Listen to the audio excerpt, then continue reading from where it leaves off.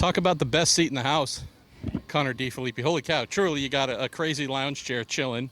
Nice, I don't know if that's Arctic or Alpine White or what it is, but it's you. You're sitting next to a hot rod that you are going to be and have been centrally involved in. Let's talk a little bit about driving this M Hybrid V8, this new GTP hot rod here coming to IMSA circuits in 2023. You're someone who's driven a lot of fast things. Give folks an idea what this is like, a preview. It's definitely quite the weapon. It's next level for sure. I was I was the first one to get to drive it in Verona over in Italy near the Dallara factory, and by far the fastest car I've ever driven. I think IMSA really nailed it right on the head with the whole concept itself. The speed, the deceleration. It's my first hybrid car I've ever raced. Well, I haven't raced it yet technically, but driven, let's say.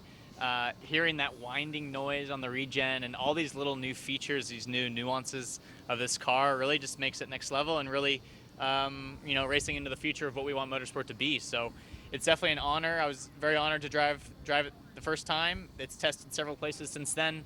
We've been to Aragon and Barcelona and Sebring, and I just have to say it's unbelievable to drive. I think we're all surprised on the grip that it has for the package that kind of was proposed as a class.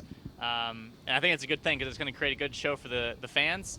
The power is unbelievable. It's going to make passing through traffic, I think, actually easier, but it's going to make it more interesting because the closing rates are going to be very fast. But it's a fun car to drive. It's nimble. Obviously, you still have the hybrid system, so there's a tricky factor there. Still a lot of things to get ironed out on that way, but I'm really excited to see how this class goes and how these cars race, whether we're on the banking or at a tight track like Long Beach. Let's talk about the hybrid side, the electrification side. So it's a spec system that all manufacturers are using. It's not an insane amount of electric power, but it's substantial, getting up to almost 700 horsepower when you have the internal combustion engine, that turbo V8 plus the hybrid system kicking in. Tell me about that. Tell me about having to manage lots more things on a steering wheel potentially, or your feet doing things and your fingers. How complex, if we're talking about stepping up, how complex is this compared to the BMW GT cars you've been driving? It definitely is a complex next step. So GTLM was already rather complex as a factory program, kind of one-off spec-built proper race cars. And now this has just elevated it to the next level, right? So the hybrid system itself, there isn't a ton we can do, as you mentioned. A lot of it is kind of off the shelf for a lot of us, but there is a lot of software stuff that we can do to try to, the way that integrates in with the entire engine itself, the gearbox. This is all things that we've had to learn, even just the simple action of doing a downshift, right? Now you have another positive and negative torque going into the gearbox that you have to try to get in line to make all the downshifts as smooth, as fast as possible. So, having a charged engine, actually, I would say one of the first things I noticed was turbo lag, right? That's always a topic. No matter what you do, there's always that little bit of hesitation. And I noticed with this car, with the hybrid system, it just fills in that gap perfectly. And you're able to, in a way, you don't have to run as much anti-lag, right, to get the turbos spooled up. And now we have the hybrid system. So the way those two interact right away was something that I noticed, and it's been really neat to experience that because you have that instant torque from the e-motor, which fills in that little bit of a delay that we had previous in turbo race cars.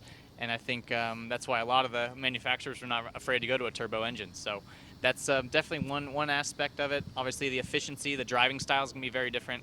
The way you apply the brake, the way you accelerate, you're going to want.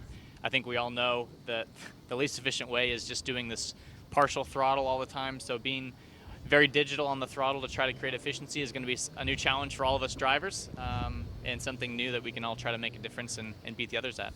Last quick thing for you. Group testing with the other manufacturers is ramping up here, going to be more and more. A couple, 10 days from now, we'll have one at Road Atlanta, Daytona's in December. How much fun is it to know that there's not just going out and doing private testing, but you get to go play with some of your upcoming rivals next year.